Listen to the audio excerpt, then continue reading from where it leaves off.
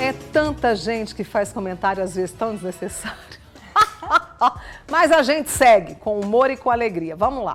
Vamos conversar agora sobre essa tal dieta do ovo que muita gente tem feito por conta própria, acompanhando muitas vezes, né, pessoas famosas que dizem ter mudado completamente o corpo por conta simplesmente de comer ovos. Será que emagrece mesmo? Será que a gente ganha músculos, né? Eu vou conversar agora com a Verônica Lima, ela que é nutricionista, atendeu o nosso pedido e está aqui no Você para também te responder. Seja bem-vinda, querida. Muito obrigada. Gratidão, viu? Eu que agradeço.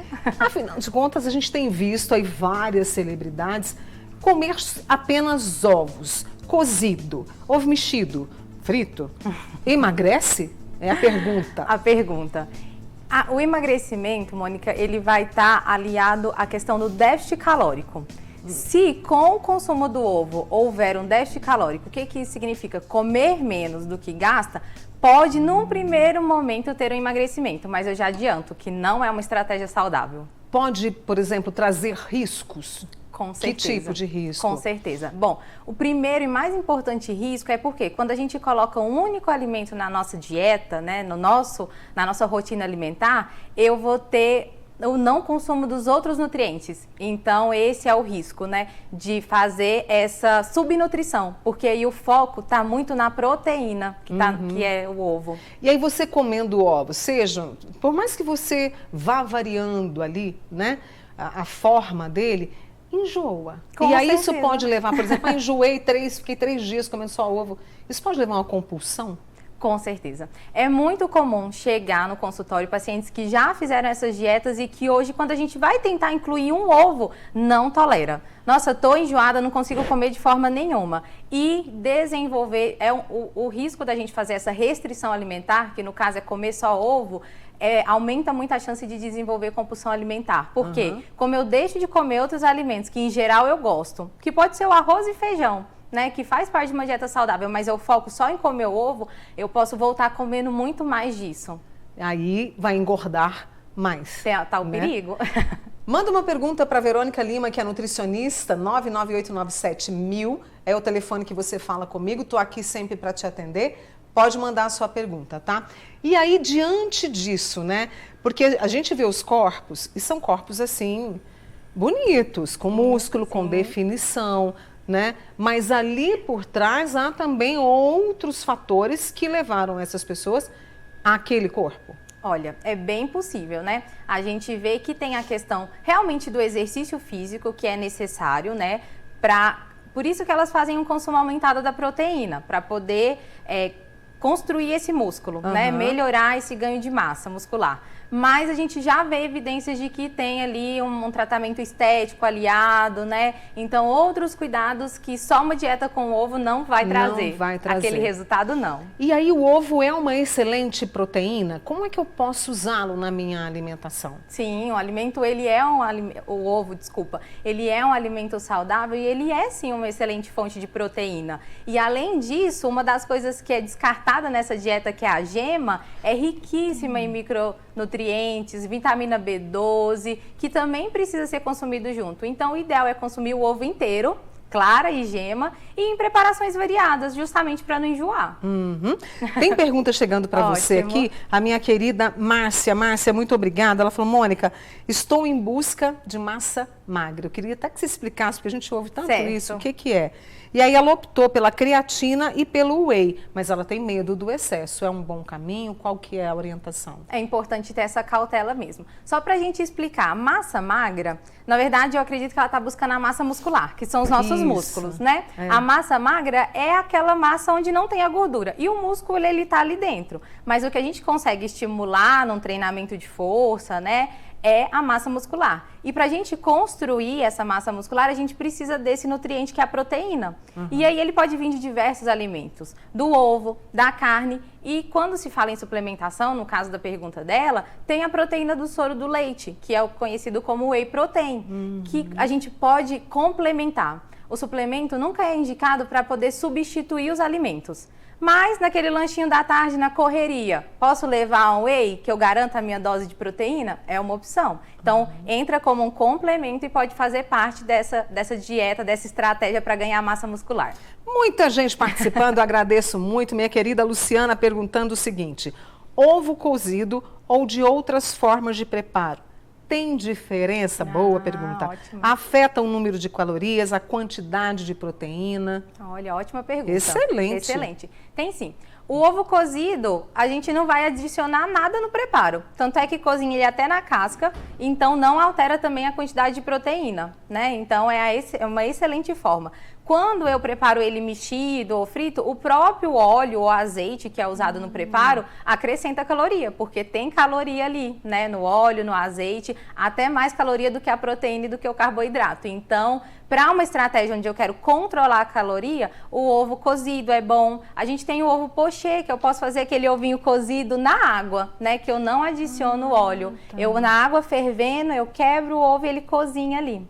Que é uma ótima opção também, fica né? já parecendo um ovinho frito, né? Mas não adiciona a caloria do óleo. Ainda nessa pergunta da Luciana, por exemplo, o ovo mexido. É uma delícia o ovo mexido, Sim. né? E muitas vezes a gente acrescenta, já vi receitas, por exemplo, que você põe o leite, né? O cheirinho verde, você põe um queijo. Pode, né? Tem que tomar cuidado justamente para não torná-lo mais calórico? Pode sim, porque depende da estratégia. Às vezes a gente tem o olhar, Mônica, muito para uma refeição e só pensa naquela refeição, né? Mas se naquela refeição eu coloquei o ovo com queijo, eu vou controlar a caloria nas outras refeições. Perfeito. E isso é importante para que eu possa combinar o ovo de outras formas e não comer só o ovo cozido. Porque um ovo mexido... Ai, o ovo mexido é bom demais, eu adoro, eu gosto com leite. Fica cremoso. Ele fica cremoso, é. A Fernanda participa conosco. Tá tudo bem comigo, Fernanda, obrigada por perguntar. Gostaria de perguntar se posso trocar o jantar ou o almoço por 2 ou 3 ovos. Fiz exames na semana passada, tá com gordura no fígado. Olha só, eu não sugiro que troque toda a refeição, mas é uma opção que pode ser incluída. E que aí ela mantenha principalmente verduras e legumes. Então, o que ela precisa ter mais nessa refeição é importante a proteína, sim, mas as fibras vão ajudar mais ela até reduzir essa gordura que está alterada aí nos exames. E que tipo as de fibras verdura, alimentares, legume? Em geral, verduras e legumes pode ser cozidos, mas as folhas, as saladas mais cruas. Em geral, mais cruas porque garante a fibra do alimento. O psyllium pode ser usado para ela? Pode, né? A gente consegue adicionar ali nesse temperinho da salada, que fica incrível. Um gergelim.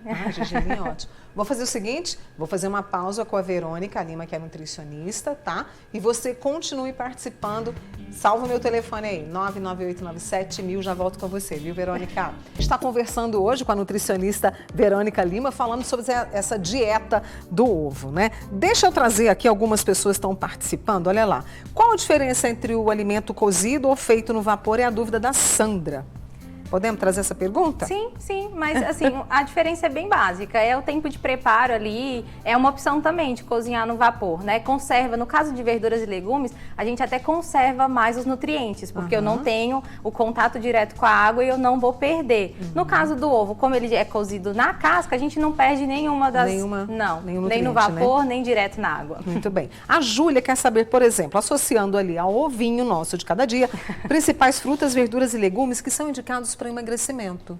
Olha, como eu já dei o exemplo aqui, as opções de saladas é uma estratégia muito boa, porque, em geral, essas folhas, elas têm baixas calorias. E as frutas que têm maior teor de líquido. Então, abacaxi, laranja, melancia também. Quanto mais água a gente perceber que tem nessa fruta, ela tem o que a gente fala que é uma menor densidade calórica. Então, quando a gente compara, por exemplo, o abacaxi com o abacate. O abacate, a gente sabe que ele tem mais caloria, né? Porque na composição dele tem as gorduras. E as frutas que têm mais água, como o próprio abacaxi, melancia, laranja... Fica bem associado aí numa alimentação com menos caloria para emagrecer. Né? Muito bem. A Sirlene Rosa, do Morumbi.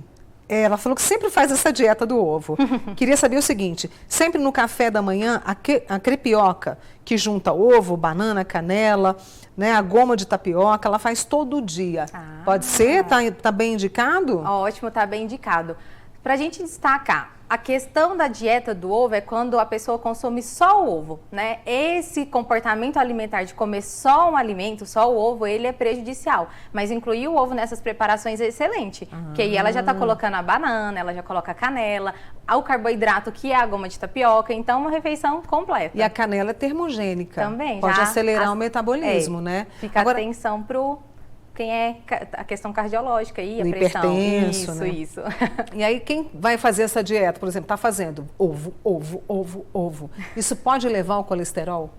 Olha, pela quantidade consumida no dia, sim, porque a gente vai ter um excedente mesmo. Mas assim, já tem estudos de que um consumo normal, saudável de ovo durante o dia, por isso que é importante ter uma indicação, não eleva de forma significativa esse colesterol que a gente chama que é, né, nos exames. Então, assim, não eleva. Mas se eu faço uma dieta totalmente baseada em ovo por um longo período de tempo, eu posso ter algumas alterações e o prejuízo por não consumir os outros nutrientes. Então, falta carboidrato, falta as outras vitaminas, aí esse é o risco. Isso pode gerar desconforto gastrointestinal, altera a nossa flora intestinal e o excesso de proteína até a parte renal. Então, tem algumas nuances que são importantes. Muito bem.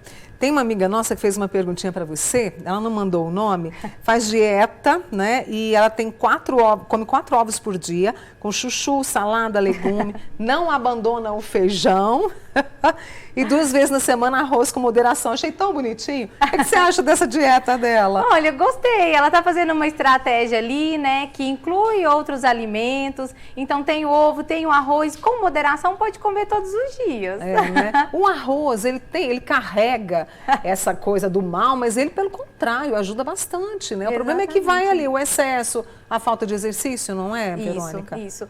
Assim como a primeira pergunta que a gente respondeu no emagrecimento, né? Se a gente fizer um déficit calórico, que é comer menos e gastar mais, comendo todos os alimentos, a gente vai emagrecer do mesmo jeito se eu comer só ovo. Então.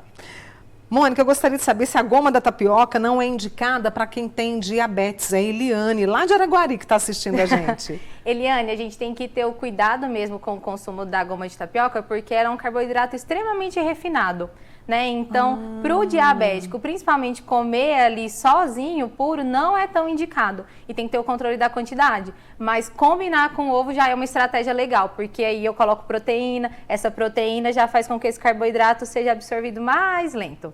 Mas tem que controlar a quantidade no caso do diabético. Muito bem. Tem a nossa amiga Cirlei, ela queria saber, por exemplo, em relação à gordura visceral, tem algum ponto que ela é considerada normal ou não? A questão da gordura visceral? Tem avaliações que a gente faz e aí a gente pode fazer através de avaliações, né, de bioimpedância que dá esse resultado, ou até mesmo uma circunferência da cintura, né? E aí a gente consegue estimar o quanto que eu tenho de gordura nessa região visceral. Aí a gente tem alguns parâmetros que categoriza. Essa gordura visceral, a gente cuida e olha com atenção para ela pelo risco cardiovascular. Está muito próximo do coração, né? Então, normalmente, quando às vezes tem gordura no fígado, é normal que tenha uma gordura visceral, porque quando ela já entra para a parte dos órgãos, né? Se eu tenho aquela famosa gordura no fígado, é porque eu já tenho um tecido adiposo aumentado. Então, precisa fazer exames e ver esses parâmetros e correlacionar esses parâmetros, peso, circunferência, uma avaliação, né, mais específica. Quando que eu devo ficar atenta a essa questão da medida aqui da gordura aqui na 89, parte abdominal? 90 Isso, centímetros. Se eu não estiver enganado, para a mulher acima de 80 já é um ponto de corte de atenção e para o homem 90. Então a gente pode certificar esses valores mais 80 e 90, 80 para a mulher, 90 para o homem, pontos de corte aí para chamar a atenção. Verônica, só para a gente fechar, é importante a gente ter a noção de que para que você emagreça, para a saúde, para a estética, é preciso orientação e é muito esforço e disciplina, não é? É necessário. Não tem como. Ter disciplina para seguir a orientação, gente. E aí a orientação ela é tão importante porque ela consegue trazer e responder essas particularidades, né? Que a dieta do ovo não é a dieta que é para a Mônica. Exatamente. Só para a gente fechar, tem uma amiga nossa preocupada com o marido. Todos os dias ele come ovo com escaldado de fubá. Olha bom ou não? Essas perguntas, elas sempre trazem uma resposta que é o famoso depende. Em qual refeição, como que ele prepara, qual quantidade, mas tem que ter atenção, né? Porque esse fubá, ele não traz nutrientes, então seria melhor comer o ovinho com arroz e feijão. uma saladinha ali, tá bom demais da conta. Exatamente. Né? Verônica, muito obrigada por ter vindo. Adorei, tá? Obrigada. E sabe quem está acompanhando a gente? A Raquel. Ah, Raquel, um beijo para você, viu? Espero você aqui outras vezes, tá, Verônica? Oi,